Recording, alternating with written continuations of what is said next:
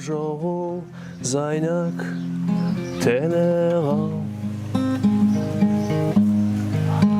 Ağlığınca helay şale sağıyam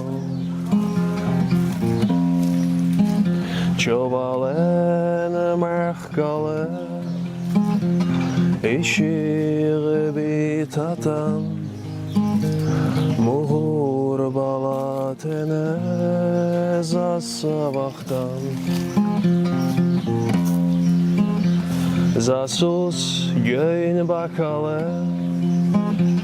Qoca xoderxo Zasus gele bakalı Arxı xenurxo Ən birinci ulilər haqqında eramızın əvvəl 5-ci əsrdə Yunan tarixçisi Herodot yazır. Yəni təqribən 2500 il bundan qabaq. Deməli Herodot marafon döyüşünü təsvir eləyəndə, marafon döyüşündə Farslar Yunanlarla döyüşübdü və o Fars Axəməni imperiyasının tərkibində olan, o vaxtı Alban xalqları onun tərkibində idi. O Əxəmənilərin ordusunun içərisində sadalayanda Alban tayfalarını da sadalayır və onların içərisində Utilər də sadalayır. Və buradan biz bilirik ki, artıq Utilər bir millət olaraq, tayfa olaraq formalaşıblar o dövrdə. Ondan sonra Roma tarixçiləri, Yunan tarixçiləri eramızın 1-ci, 2-ci əsrlərində Uti və yaxud Udin sözləri ifadə edirlər öz əsərlərində. Eyni millətli, eyni tayfalardır. Sadəcə müxtəlif müəlliflər başqa cürlər, fərqli deyiblər. Məsəl üçün, ola bilsin ki, Yunanlar fərqli deyib, Romalılar fərqli deyib. Eramızdan əvvəl 4-cü əsrdə Albaniya dövləti yaranır, vahid dövlət, Şimali Azərbaycanda və həmən dövləti yaradan tayfalardan biri də, 26 tayfadan biri də Udilər, yəni o 26 etnosun biriyik, Udilər. Hal-hazırda Udilərin unikallığı, özəlliyi ondan ibarətdir ki, bugünkü dövrdə, yəni 21-ci əsrdə onlar öz dillərini saxlayıblar, Udin dilində danışırlar öz aralarında. Həm də ki, xristian dinini saxlayıblar. Çünki xristianlıq hələ eramızın 4-cü əsrində, 313-cü ildə Alban çarı tərəfindən dövlət dini kimi qəbul olunmuşdur, rəsmi din. Və o dövrdən indiki dövrə kimi Udilər həmən o xristianlıq, Alban xristianlığı gətirib çatdırıblar. Məhz ona görə birbaşa varislər sayılır.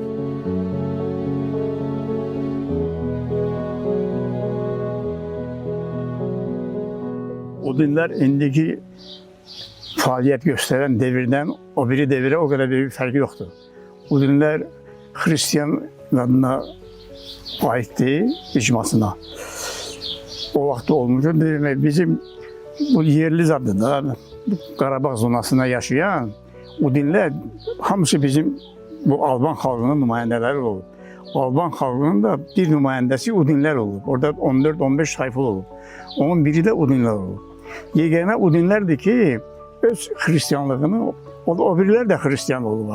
Onlar sonra dəyişilib, yeganə millətdir ki, Udilər xristianlığını saxlayıb, bugün də saxlayır. Məktəbimiz özümüzün Rus 52-ci ilə kimi olub Azərbaycan sektoru. Mən özüm axırıncı Azərbaycan sektorunu qurtarmışam. 1961-ci ildə. 61-ci ildə qurtarmışam 10 illiyi Azərbaycan dilində. Məndən sonra gələn Rus dilini qurtarıb. 51-də axırıncı sinifdə mən getmişəm 1-ci sinifə. Həmin dövrdən Rusca oxuyur bizim uşaqlar. İndi kənddə hər cür məktəb var. Yəni 3 məktəb Rus dilindədir, 2 məktəb Azərbaycan dilindədir. O çağa kimi daha doğrusu çoxlu məqamlar olub ki, biz bir yerdə olmuşuq. Bu Rus məktəbi olandan sonra getdi Azərbaycan dili o yana, Rus dili bu yana biraz ayrılma oldu. Uşaqlarda ayrılma oldu. Çox uşaqlar Azərbaycanlılar Rus dilində oxuyan var. O dinlər hamısı rus dilində oxuyur. O vaxtda fərqi olmayıb yaşamda. Bizdə hindi də yoxdur. Bax bizim kənddə hindi də elə bir ki, xeyir şərimiz olur, bir yerdə olur. Və sizdə daha çox maldarlıqmı, əkinçilikmi, hansı O sahə? başqa məsələ. Maldarçılıq da var, əkinçilik də var. İpəkçilik olub da onu da bu ləğv eləyirlər. Bir neçə ildir yoxdur. Az güc effekt vermir daha. Tütüncülük olub, indi yoxdur. Möhkəm tütüncülük olub. İndi tütüncü əkmirlər. Tək kəndlərdə olur. Tütün əkirlər. O da yoxdur. Hal-hazırda taxılçılıqdır, heyvandarlıqdır. Məsəl üçün bizdə özəl bir adət var ki, indi bilmirəm, ola bilsin başqa bir Qafqaz xalqlarında da mövcuddur. Misal üçün toyda bizdə bəy eləyəndə, yəni qız gilə gedəndən qabaqda oğlan evində oğlanın üzünü qırxırlar, onu elə bir təmizə çıxardırlar. Yəni necə düz gəlsin. Üzünü qırxmaq o deməkdir ki, yəni artıq həddi bu yaşına, yetkinlik yaşına çatıbdır, bu deməkdir. Və həmən prosesdə ağacın üstünə kəllə asırlar, baş sümüyü, heyvan kəlləsi də və o kəlləni bəyin dostlarından, yaxın qohumlarından, kişilərdən də kim tüfənglə düz vurub yıxa bilsə, həmən adam bəyin qoluna o tüfəngi asır, artıq bəyə verir ki, yəni artıq sən ovçusan, sən ailəni saxlamalısan.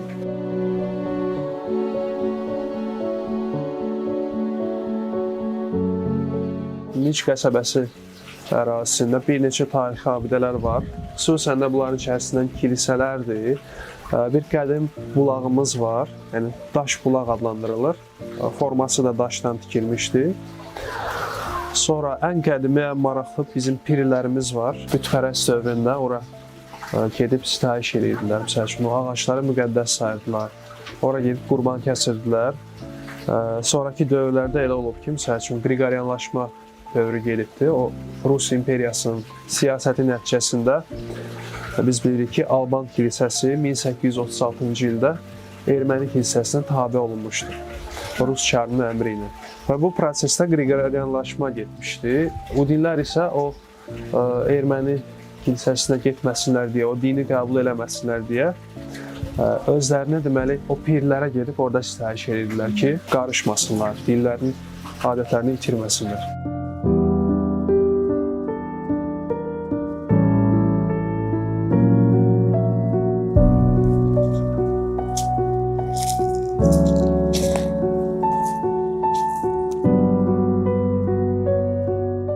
Dinlərin adətləri, tarixi arasında pirlər müqəddəs yerlərdə xüsusi yer tutur. Pirlərin tarixi də gedir çox qədimə gedir çıxır. Bu bütpərəstlik, yəni vahid dinlərdən qabaq hələ insanlar müxtəlif tanrılara sitayiş ediblər, bütpərəst olublar. Günəş tanrısı, ay tanrısı və yaxud da hansısa əşyalara inancları olub, totemizm, heyvanlara, ağaclara. Pirlər də məhz həmən bu kateqoriyaya aiddir. Çünki o vaxt insanlar gəlirdi, ağacları müqəddəs sayırdı, ağaclara məsəl üçün inanırdılar. O vaxtdan bəri gəlib çıxıbdır bu adətlər. Və bir dövr olub ki, pirlərdə insanlar, o dinlər o Qriqoryanlaşma dövründə deməli kilisələrdən, məbədlərdən gətirib daşları qoyub burada sitayiş ediblər. Yəni burada şamlar yandırıblar, qurban kəsiblər və hal-hazırda da bu tendensiya qalıbdır. Çünki indi qurban kəsmə prosesi olanda gətirib pirlərdə də kəsilən. Burada da görürsünüz, yəni pirlərdə gəlib o ağacların üstündə lentlər, dəsmallar, nəsə iplər bağlayırlar. Bu yerin yəni müqəddəsliyini bildirir bura. Hər məsəl üçün bağlanan lent, dəsmal o insanın ürəyində olan hər hansısa bir arzudur ki, ürəyində tutur, Tanrıdan o istəyir və burada bağlayıb, nəsə belə qoyub gedir.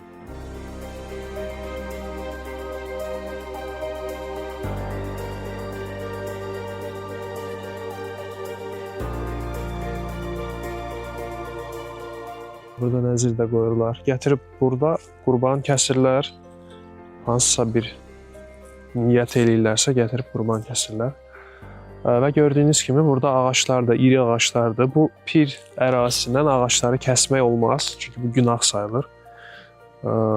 Ona görə də Sıx meşəlik Bəli, sıx meşəlikdir. Hətta çürüyüb, yıxılmış, düşmüş ağacları görürsüz, yerində qalıbdır. Yəni bunları da əl vurmaq olmaz. Meşə kimi necədirsə, təbii meşə kimi elə o şəkildə qalır.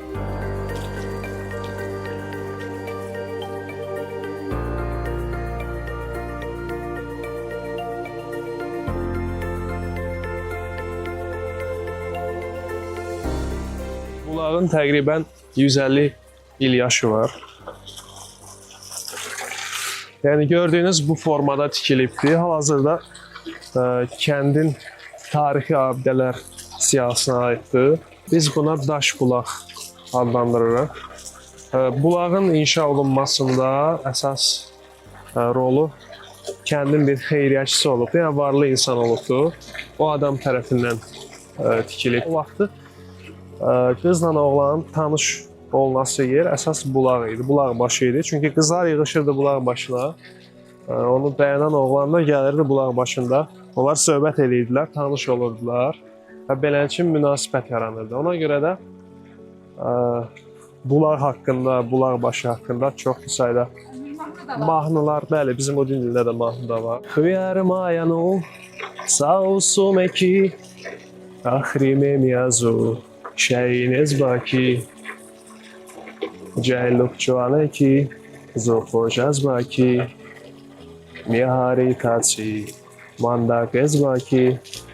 Mahnı deməli ondandır ki, oğlan bulaq başında gözləyir və o haqda mahnı oxuyur ki, qıza deyir ki, müraciət edir, gəlib çıxmadın, yağış yağır, şimşək çaxır, mən islandım və sən gəlib çıxmadın, bu bulaq başına gəldim, getdim, yoruldum.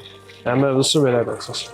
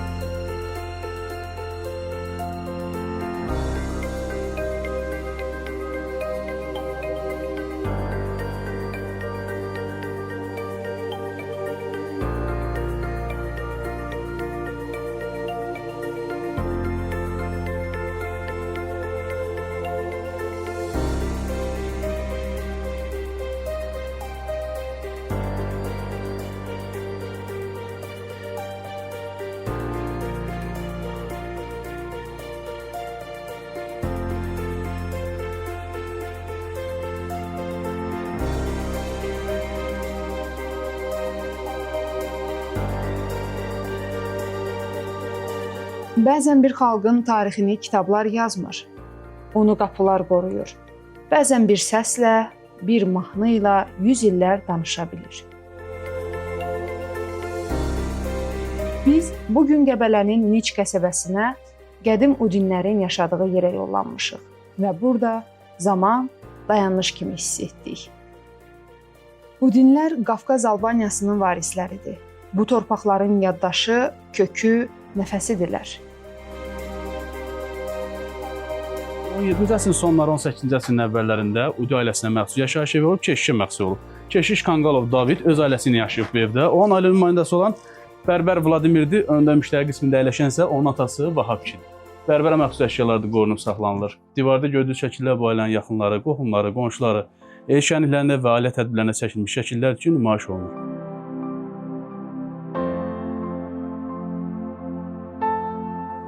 Bəzən əşyaların dili olsa da danışsa dediyimiz anlar var.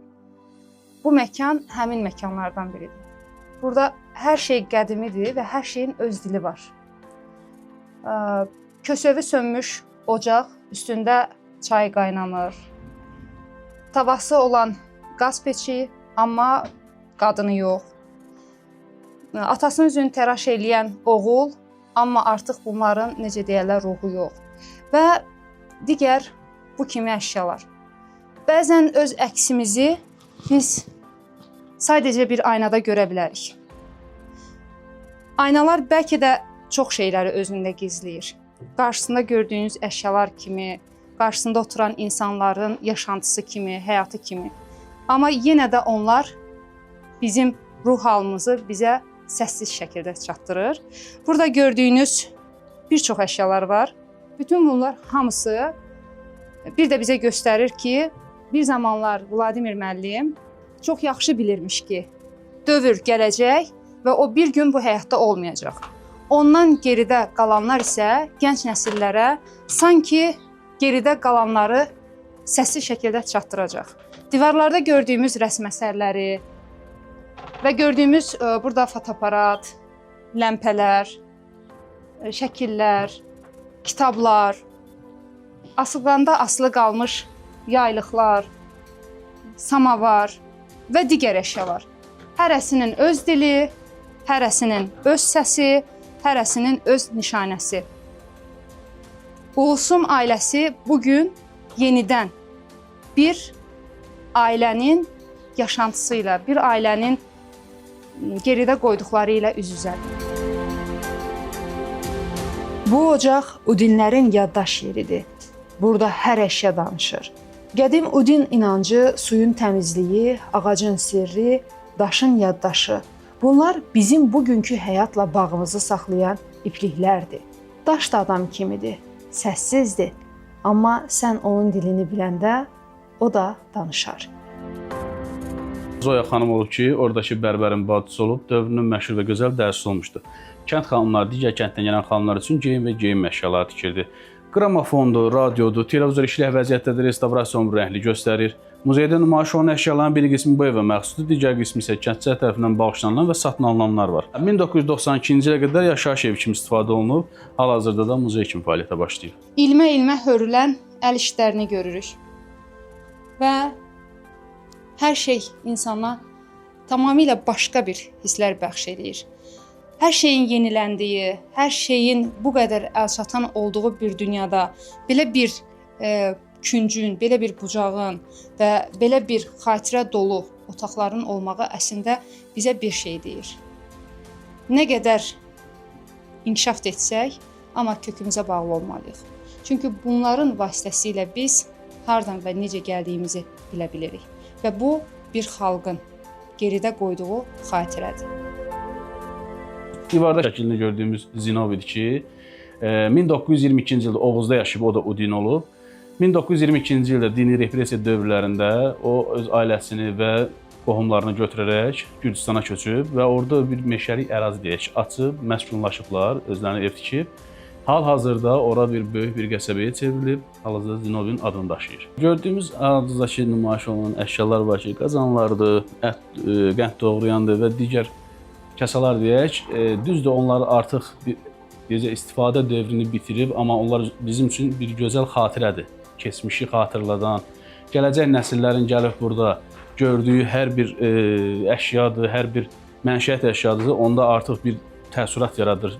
Qədimdə əsl kökün, nəslin necə bir səviyyədən gəlib çıxdığını, necə bir əziyyətin çəkdiyini, necə bir yaşam tərzində yaşadığını bariz nümunələridir ki, burada nümayiş olunur. Bu əşyalar, bu qablar onun üçün dəyərlidir ki, bir zamanlar onun içərisində yemək yeyilirdi, indi isə o bizim keçmişimizi xatırladır və bizə daha da dəyərlidir.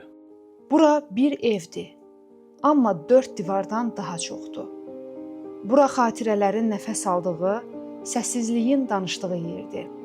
Divarda gördüyünüz saatdır, o da özünün bir yaşı var, tarixi var. Əl işləməlidir, qədimdən nənələr dəsmallar üçün çay dəsmalı deyirik, onun üzərində əl işləmələrdir. Bəli, sandıqdır, hansı ki qədimdə. İndiyə son dövrə qədər gəlib çatıb ki, gəlinlər köçərkən onun içərisində cehiz, şirniyyat, belə bir müxtəlif əşyaların qoyulub və oğlan evinə deyək göndərdikləri bir cehizlik sandığıdır. Bəli, güzgüdür ki, qədim güzgüdür, əsrlərlə yaşı var, artıq arxasının gümüşü tökülüb. Bu otaq isə 1836-cı ildə ermənilər tərəfindən Udinlərin kilsələri Qriqoryanlaşdırılarkən, Udinlər kilsələrdə ibadət etməkdən imtina ediblər. Bu otaqda bir zamanlar dua edilib. Kiminin gözü yaşlı, kiminin ümid dolu.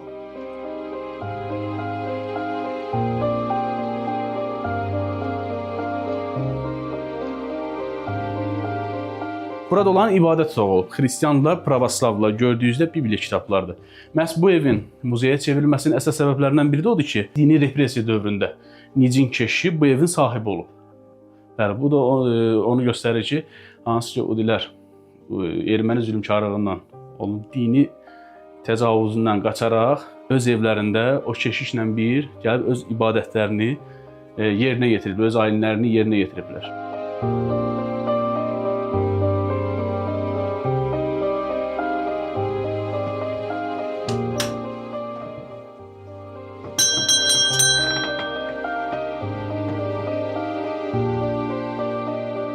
Örpəklərdir, yarımtoxlu xalçadır, hansı ki, əsas məşğuliyyəti özündə təcavür edir. Dəzgahda asılı qalmış bir yarımçıq xalça nümunəsini görürük burada. Artıq buradakı tək rəng sapların rəngidir. Həyat bu evdə artıq sönüb.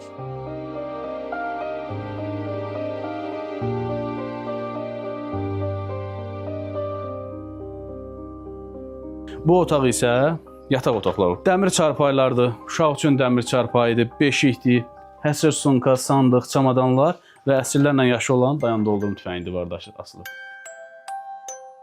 Yaşadığımız dövrdə hər birimizin gəncliyi, uşaqlığı bax belə beşiklərdə keçib. Laylayımız elə bu beşiklərdə olub.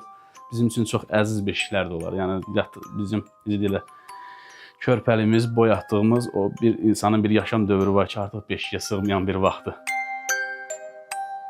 Bu köhnə yataqda bir uşaq böyüyüb vaxtı ilə. Hər gecə nağıl dinləyib. İndi o nağıllar beşiyin cırıltısında yaşayır.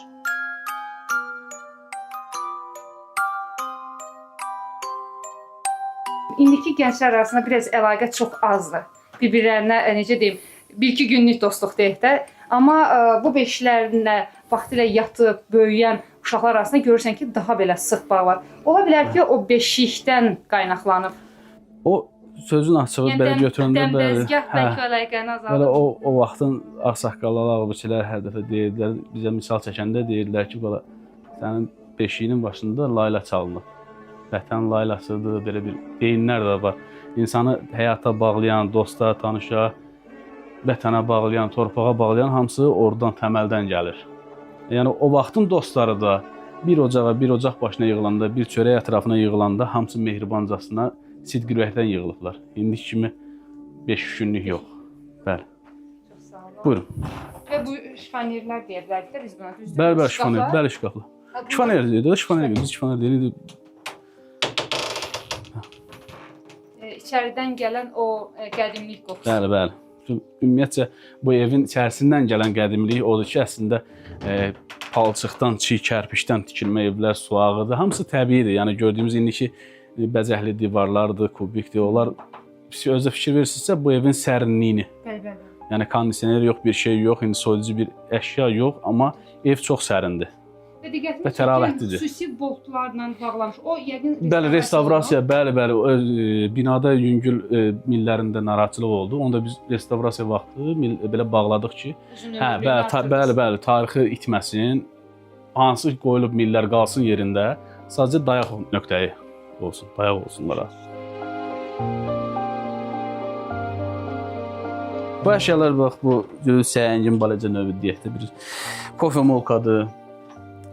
Kömür ütüləri də hansı ki, o vaxtlı içərisinə kömür qoyulub, paltarın ütülənməsində istifadə olunub. Bəli, bu gördüyümüz ördək qazan deyirlər, ördək qaz bişirmək üçün ağır bir qazandır. Onun tunç versiyaları da var, belə də. Bəs bu açardır? Açar xeyr, bu deməli nənələrimizin analarımızın istifadə etdiyi ərsin. Ərsin? Bəli, təndirdən, kündəni götürmək üçün, təndirə qoyulan çörəyin qazıyıb çıxarıb, qazımaq tutandan sonra çıxartması üçün. Əlləri yanmasın. Bəli, çıxartması da divarından çıxıb qoparması, ucunun iti olmasa da xəmir, çörək daha doğrusu təndirdə şişərkən onu şişini almaq üçün. Ki, yəni şişməsin, böyük olmasın. Demək ərsin. Bəli, bu isə bildiyimiz qədim dövrün kalkulatoru, hesab makinəsi və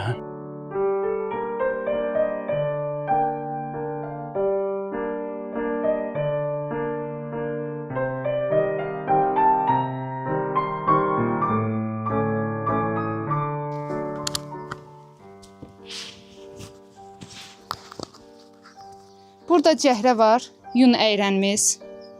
Burada yunumuz, sandığımız, köhnə beşiyimiz və bir çox qədimi əşyalarımız. Burada hər künc tarixdir. Əl əməyi, göz nuru olan xalçalar, kilimlər rəngarəng görürsünüz. Və nənə ilə babaların ən çox sevdiyi mütəkkələr ocaqlarının qırağına qoyar və əyləşərmişdir.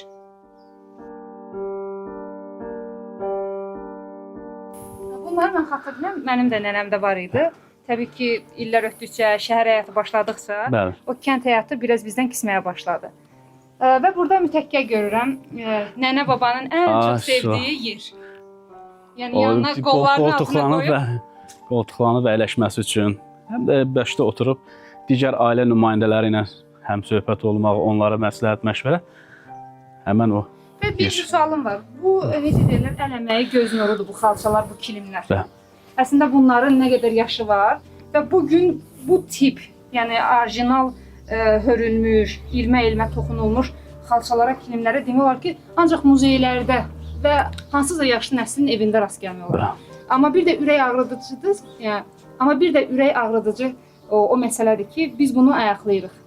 Ayaqla. Peki buna bir qoruq kimi bir şey eləsək? Yox, ümumiyyətcə necə deyim? Zamanla bəli, zamanla baxışı keçirilir, o təmizlənilir, təmir olunur, yerinə qoyulur. Sadəcə olaraq indi o artıq bu necə deyir, damlardan, çardaqlardan o xalçaları nənəmiz, babamız sərib onun üzərindən hərəkət ediblər.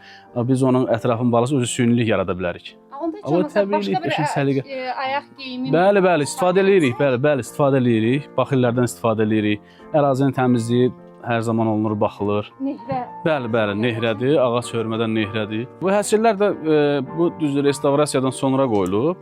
Sadəcə olaraq bu termos rolunu oynayır. Çöldən, bəli, hələ bu belə ola görürsünüz, fikirləşirsiniz, bir istilik var. Bu həsir çox qabağını alır. Həm soyuğun dışarı çıxmasına, həm də istinin qəbul olunmasında biraz çox böyük rolu var. Dəmir qablardır, taxta qablardır, hansı ki, o vannalardır, xəmir yoğurmaq, paltar yumaq, qab yumaq üçün istifadə olunan vannalardır, bu nehrədir. Əslində, keçmişin ağsaqqallarının, ağböcəklərinin gördükləri hər bir işdə insanın hardan gəlib, hara gedəcəyinə kimi toxunublar. Onu yavaş-yavaş biz dərk eləmək bəlkə də bizim üçün gec olar. Yəni, onların əl işlərini. Biz indi müasir zamanda deyirik ki, çıxaq, biz damda bir dənə çardaq, mansar. Orada da yaşa. Artıq bunu gör, neçə əsr qabaqcadan icad ediblər bunu ağsaqqallar. Burada toylarını, məclislərini keçiriblər. Yəni, biz düzdür, onu tam dərk edib çatmağa, bəlkə də deyərəm ki, o da əslində dərk edib çatar gənc nəsil.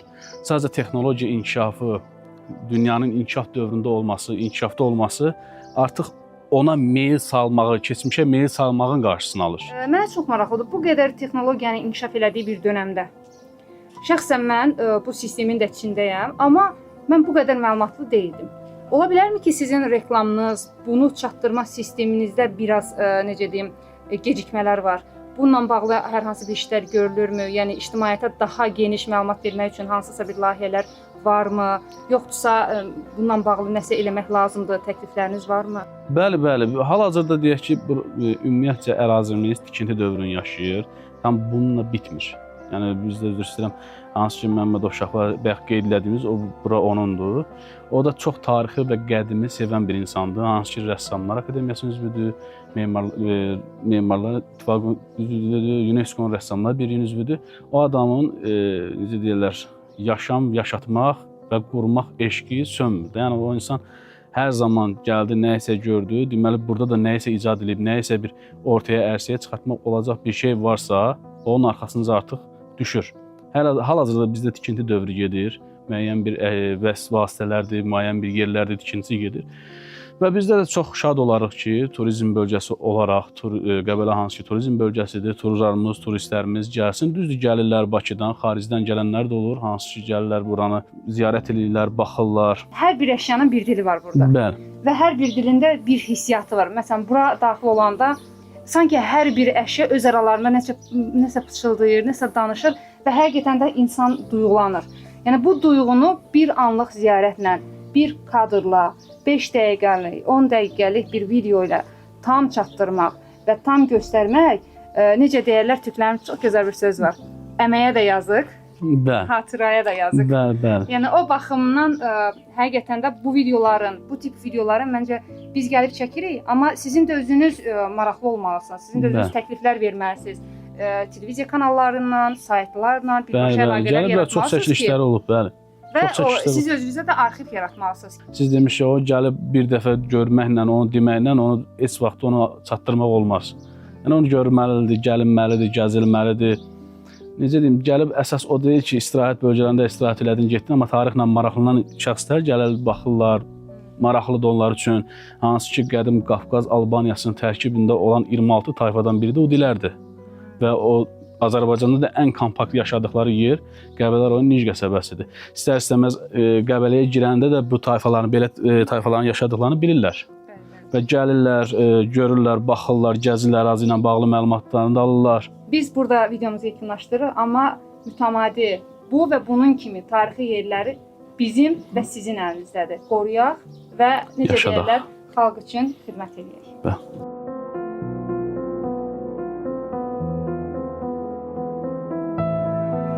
Əlil arabasında gördüyünüz Kanqalova Esmira xanımdır ki, bu kənddə yaşayıb.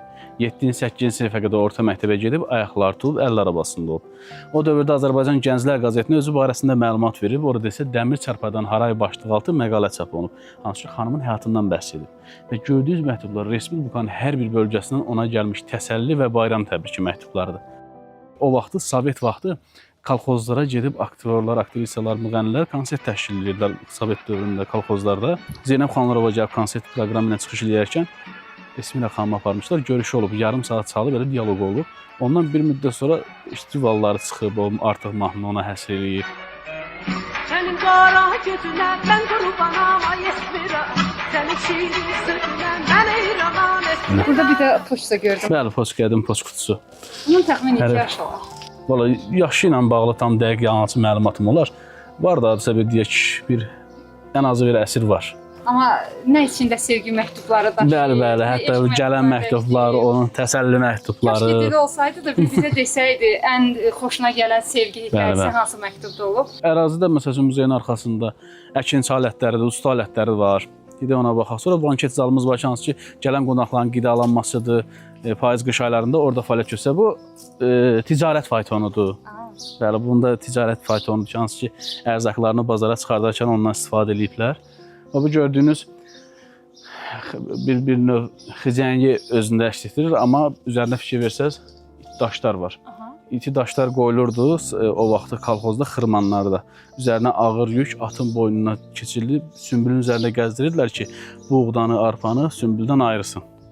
Bir növ kombayn, vim rolunu oynayıb. Bu mənim üçün ilk məlumat. Bu usta alətləridir. Sonra burada əl dərmanıdır, kirkirə deyirlər səhvrimdənsə daşdan. Qapandır, bu nehlədir.